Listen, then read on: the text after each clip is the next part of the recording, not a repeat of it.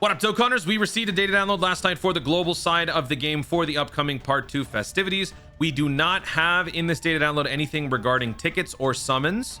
They are saving all of that for the other data downloads. So in the last one, in the JP data download video, you might have noticed that there was no blue zone stuff. There was nothing in regards to memorable battles, but that is just because they are going to be saving all of that for once the unit releases. Once the units come out, then they will release the new challenge events that will probably be more doable once you get the new characters. If they release those events earlier and you're able to clear them, then chances are some people might not necessarily feel inclined to summon. So that's kind of why they're fragmenting the data download stuff.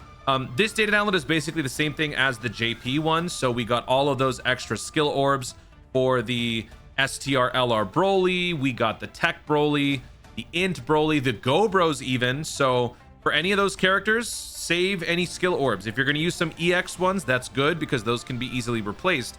Don't use any other valuable skill orbs, especially for the upcoming Tech LR Broly EZA. So let's just jump in here. We're going to be covering pretty much the same stuff, and then we'll talk about a few things that I missed. 309 megabytes worth of goodness. Also on global, Quest Mode's update is now live. Actually, I guess we'll start with that. Let me pull up my game real quick. I've already done everything, but Quest Mode Chapter 36 is now available. So you can do the first 4 stages. You'll get 12 stones from it. 36-1 is a competitor for one of the better link leveling stages, but still 34-4 is statistically the best link level stage in the game. It is better than 35-1. The only reason why people think 35-1 is good is because it's faster and you can burn more stamina faster and get to your objective quicker. But in terms of getting the best rates per round, per stamina consumption, you're better off with 34-4. 36-1 doesn't change the game at all. It is just another competitor in there. In terms of grinding links and gems, it's an event that I still frequently use, and I do recommend that people consider this. 31-4 is still an excellent link leveling stage. It is on par with 35-1 in terms of the amount of fights. The difference is that this one takes a little bit longer. It costs a little bit less in terms of stamina, but you're also getting a healthy amount of green gems and blue gems. And I found myself, since I've been spending gems like crazy recently, I've essentially cut down to half how much I used to have. I used to have almost 100k blue gems, 100k green gems. I'm about at 60k on blue and like 45k on green. So I'm starting to run low. Obviously, I still have a long way to go, but still, I will be doing this event now to kind of replenish my gem count. So anyway, go through Chapter 36, the first 4 stages. You can also get access to the Frieza, who was going to become an LR, or a TUR, not an LR. So you can farm up the character this way. You typically get 1 per run. Sometimes you get 2 if your power level bonus kicks in. You can also buy them, those copies from the Incredible Gem Shop.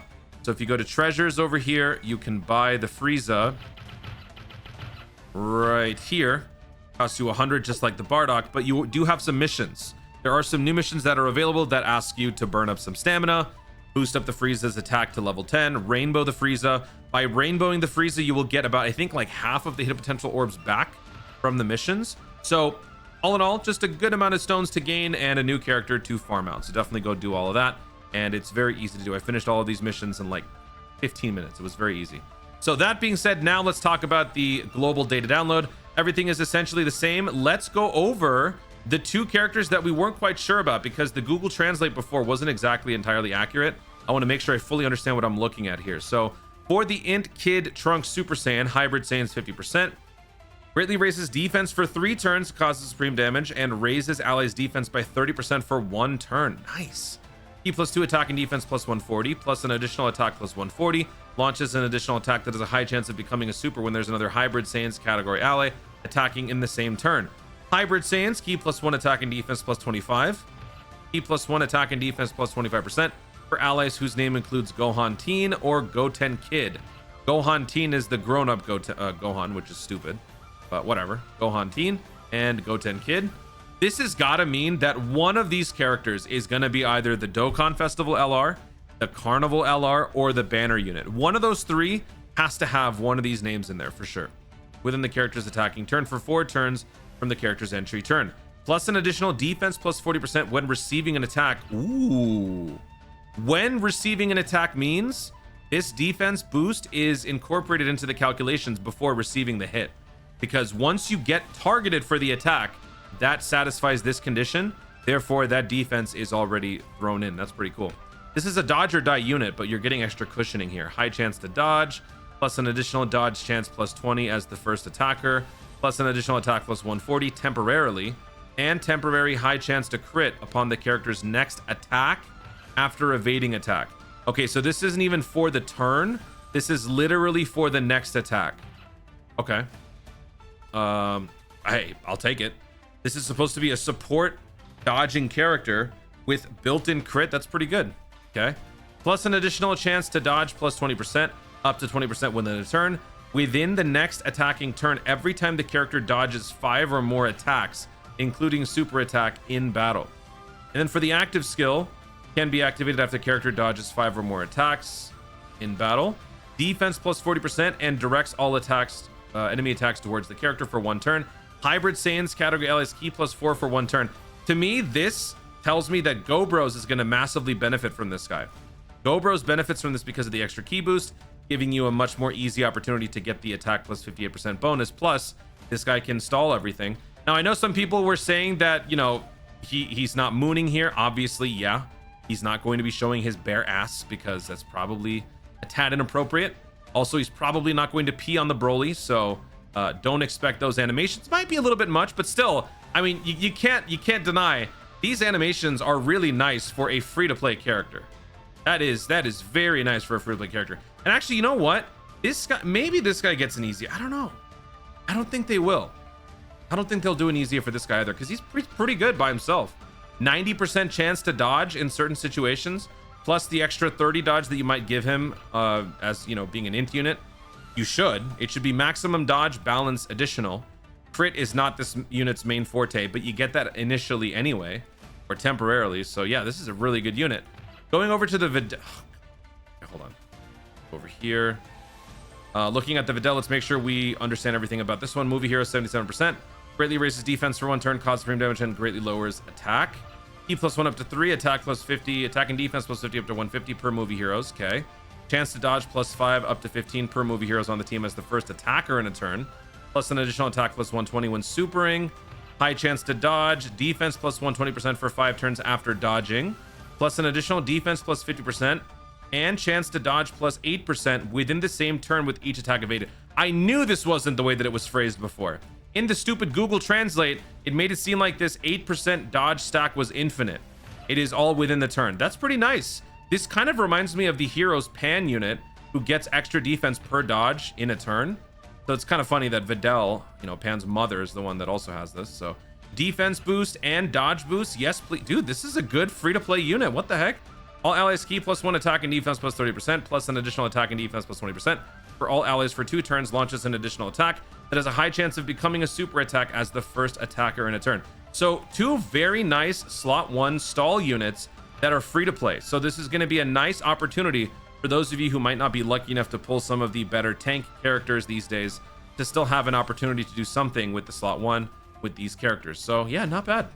Not bad at all. In terms of links, obviously, Videl's going to be an issue, but still. Okay, so there you go. Those are the 2 new characters. We already know what the Tech Broly LR EZA can do. Check my video dedicated to that. I've linked it in the description. Check it out. Frieza, we already know that Frieza is going to be eventually Dokkan Awakening. So for now, I wouldn't bother putting anything into the hidden potential system. Although you would have to 100% it in order to get that mission. Well, if you have a second, is it 100%? Hold on. Nope, doesn't have to be 100%. It only has to go up to 90. So up to 90% means you can save the hidden potential nodes that contain the abilities, and you can save that until he receives his Dokkan Awakening. And if you really want to wait, you could even wait until he receives his EZA if that's going to happen.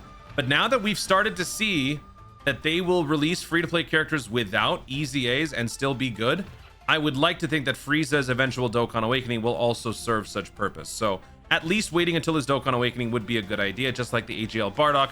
Don't invest and waste any orbs on this free-to-play character needlessly. All right, so going over the missions, all the missions should be the same, so no sense to dwell too much on this. We got the Hercule statues and all that stuff. Yeah. We got these little chrono crystals. These little ice shards crystal thingies. To me, this looks like a repurposed Dragonstone ore. It probably isn't, but that's kind of how I look at it. We got the new challenge event. I am looking forward to doing these. These are going to be happening tonight. So this will be happening at the same time as the free-to-play characters and their EZAs. So we will be doing this live on the channel. Make sure you guys are there. Don't miss the action. It'll be fun. And you guys can place your wagers on whether or not Toon will fall asleep while waiting for the Broly EZA, because part 2 starts at 11 p.m. PDT. The Broly EZA happens 2 hours later. So in that interim, will I fall asleep? I don't know. This will be fun. We'll see. Will I officially cement myself as an Unk status, or will I be able to reclaim my former glory? We'll find out. Other missions, story event. Yeah. Save Shamu. It's now going to be 4 stones instead of 3. Very good. Super Battle Road is also going to be dropping 30 minutes after part 2 begins. Okay. In terms of challenge event, I think this is the only one, like the only actual difficult event that we'll be releasing. Yeah, only that one. Okay. And then looking over the rest here, this is like the community missions. Yeah, this is nothing. Extra missions right there. I think those are the personal missions, actually. I think these are personal missions. This is the community mission. So this is the joint effort stuff. Clear any stage 5 million, 10 million times, yada, yada, yada. So there you go. That is the full data download breakdown. Once again, no tickets, no summon related assets in here, no blue zone, no other stuff, simply because they are going to be releasing all of that once we get the actual video, which is going to be happening on the 11th of September at 7 in the morning. When we get to that point, we will watch the video. We will see the character reveals. They might also include some extra information regarding new events. And then once that's over, the data download will follow. And then probably later on that night, we'll get the banners. We'll have to wait and see. But until then, hopefully this stuff will keep us occupied. If this unit is as good as I'm hoping that he's going to be, I think people will be very happy for the next day and a half waiting for part 2. Guys, thank you so much for watching. If you enjoyed the video, be sure to like down below. Let in the comments your thoughts on the upcoming festivities for part 2 so far. It's not everything, but with what we are getting, are you looking forward to it or are you not? Which of these characters has your attention the most? Because I think the free-to-play units definitely do grab some attention with how good they are. Let me know your thoughts overall about what we're going to be getting for the first little section of part 2 in the comments down below. Also, be sure to subscribe for more dope content in the future and click the notification bell so that you, the user, know you want to see more. So, thanks again. Stay tuned and remember to Dokkan responsibly.